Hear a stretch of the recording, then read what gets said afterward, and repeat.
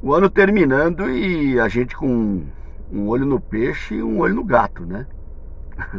O São Paulo que tem as últimas partidas aí pelo Campeonato Brasileiro, na busca dessa vaga direta para a Libertadores, que em grande parte foi aliviada, né, com a conquista do Flamengo na Copa do Brasil. E outro olho na renovação de contrato do Zubeldia, nos possíveis reforços que podem chegar, nos jogadores que de repente podem sair. Então, assim, tem que ter aquela habilidade, né? O chinês dos pratos nesse momento, vários pratos rodando aí para que o São Paulo possa, de alguma forma, tentar pelo menos se planejar um pouco melhor para 2025 do que foi o planejamento para 2024. O planejamento para 2024 não foi legal? Os resultados falam, né, gente? Os próprios resultados falam. Claro que tem gente que vê o copo meio cheio, né? O copo meio cheio é aquele que, mas nós chegamos aí em 2 decisões, Libertadores e Copa do Brasil, o time está lá em cima no Campeonato Brasileiro, o Campeonato Paulista mesmo perdendo para o Novo Horizontino. Então, assim, e quem vê o copo meio vazio, que também tem todo o direito de ver, não fica satisfeito com essas mesmas condições aí apresentadas, né? O São Paulo não teve um ano, pelo menos para mim, de São Paulo Futebol Clube. Um ano de São Paulo Futebol Clube tem que ser muito melhor que isso, né? Tem que ser muito mais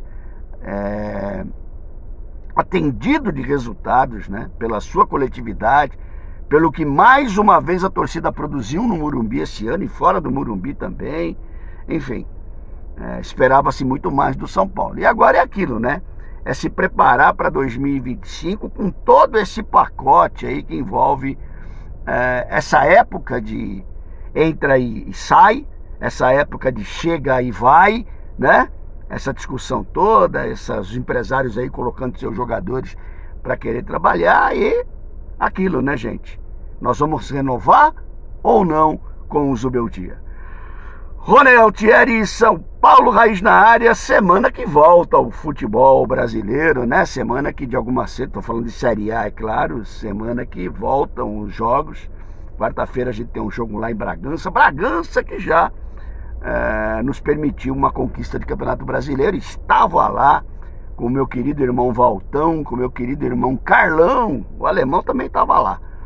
Enfim, a turma toda que sempre ia para estádio junto, né?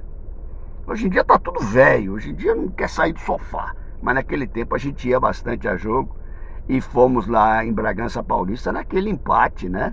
Com o Bragantino, São Paulo que tinha ganhado de 1-0 no Morumbi, gol de Mário Tilico, e depois o São Paulo empata lá e acaba sendo campeão numa das finais de Brasileiro com menos público da história, né? 12 mil, 15 mil pessoas, alguma coisa assim. A torcida do São Paulo ficou ali atrás do gol.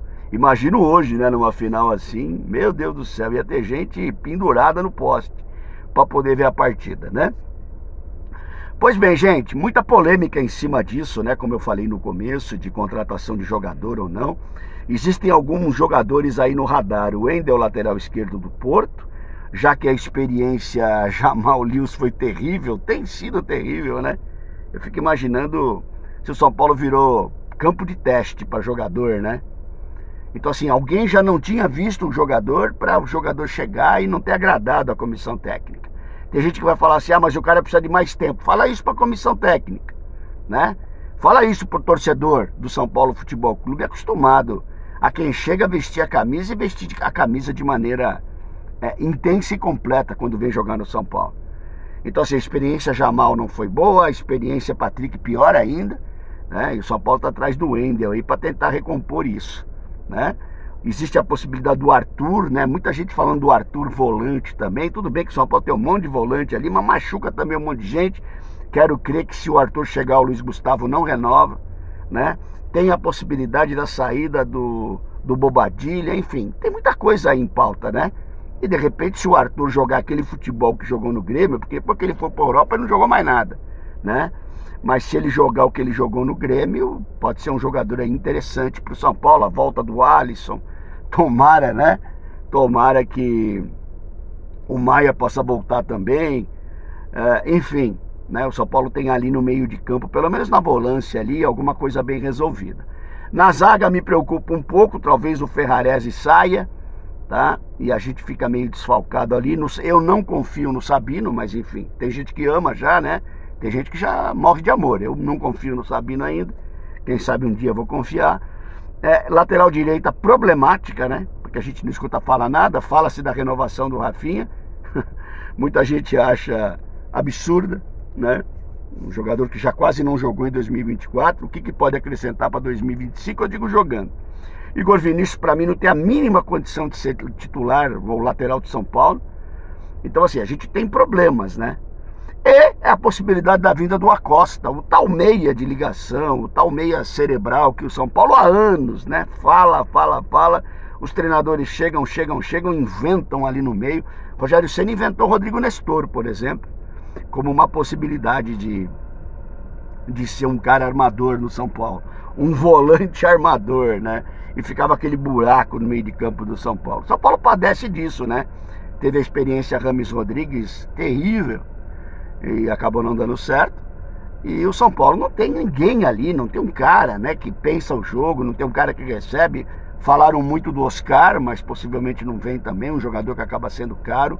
Eu, particularmente, não tenho nada contra a volta do Oscar, né? Muita gente na época jogou única e exclusivamente nas costas dele a responsabilidade de ter saído. E vocês sabem como eu trato isso. Eu trato isso meio a meio, né? Metade é o jogador, o empresário do jogador, e metade é a incompetência da gestão, né? E o Oscar abriu uma porta na época que até hoje tem jogador que sai desse jeito do São Paulo. E aí a direção, por ter sido incompetente de manter o jogador, ela joga tudo nas costas do cara como uma forma de amenizar para ela esse baque, tá? Então ali tem esse problema. E no ataque tem um monte de gente, né? No ataque tem gente demais. Dizem que tem até proposta para Caleri ir embora. Vai saber, né, gente? Você gostaria que o Caleri saísse, o Caleri continua? É um cara muito identificado com a torcida. Tem deixado a desejar, né? A gente sempre quer de um centroavante que ele mantenha em alto nível. E o que é manter em alto nível a bola dele? Fazer gol, né, irmão? Fazer gol, e fazer gol é importante, né? A gente tem uma história maravilhosa de camisa 9, né? Desde o Leônidas, tá? Passando por Gino Orlando, passando por Toninho Guerreiro, né? Passando por Mirandinha. Meu Deus do céu, vou ficar até amanhã falando de França, Luiz Fabiano, Luizão, né? Enfim, gente, Serginho Chulapa, o maior artilheiro da história do São Paulo, Careca maravilhoso, é tanta gente. Então assim, não dá para ficar satisfeito, né? Acho que em 12 últimos jogos o Caleri tem um gol, cara. Então assim, não dá, né? Então, se ele continuar, logicamente que ele melhore. E pra mim, o melhor jogador que tem no ataque do São Paulo não joga, que é o William, né? Eu queria ver muito mais o William jogando, muito mais o William em campo, sendo aproveitado de maneira efetiva, né? Tendo oportunidade, inclusive para trazer um retorno técnico para o São Paulo. E como eu falo, daqui a um ano, de repente, esse menino explodir e o São Paulo conseguir aí uma venda expressiva, que os outros conseguem, Flamengo, Palmeiras, e o São Paulo não consegue, nenhuma venda expressiva. Sobre saída de jogador, gente, é aquilo, né? O São Paulo inflaciona o salário dos jogadores meia boca, muitos deles, né? E depois quer se desfazer do cara, só quem é que vai pagar o salário? Essa é a grande pergunta, né? Você pega qualquer jogador no São Paulo hoje, é 400 conto por mês. Cara que tá no banco, mais de 400 conto por mês. E aí? Né? Então a gente tem que ter uma gestão muito melhor disso para atender duas demandas. A técnica, que vai trazer resultado para o São Paulo, e a financeira, que pode trazer um retorno de economia e um retorno, de repente, de venda também de jogador que possa satisfazer as nossas finanças. Enfim, um monte de coisa no prato aí do presidente para ele poder fazer aí junto com os seus para esse final de temporada de 2025.